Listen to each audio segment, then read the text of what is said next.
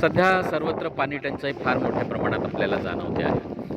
गावं, वस्त्या, मोहल्ले, गल्ल्या सगळ्या पाण्यासाठी तरसत आहेत.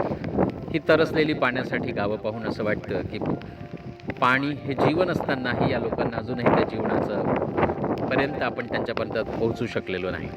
पाणी टंचाईवर मात करण्यासाठी आपण निसर्गामध्ये जायला हवं. ही निसर्ग, ही झाडं पाण्यासाठी गरजेची आहेत. असं म्हणतात, की झाडं पावसाला निमंत्रण देत असतात आणि झाडांच्या निमंत्रणावरच पाऊस आपल्याकडे येत असतो.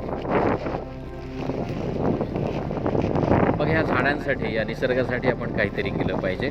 ही झाडं लावली, ती वाचवली, ती मोठी झाली म्हणजे आपल्याकडं मोठा पाऊस येईल आणि हा जो पाऊस आहे तो जर आपण जमिनीत मुरवला तर मुरवलेलं पाणी आपल्याला पुढं कधीतरी वापरता येईल. पावसाचं वाहतं पाणी आपण थांबवलं पाहिजे, थांबतं पाणी रांगवलं पाहिजे, रांगतं पाणी जिरवलं पाहिजे आणि जिरवलेलं पाणी ते आपण नंतर वापरलं पाहिजे. अशा प्रकारे पाण्याचा पुनर्वापर करून आपण निसर्गाने दिलेलं पाणी निसर्गातल्या या जीवांसाठी आणि आपल्यासाठी वापरू शकतो.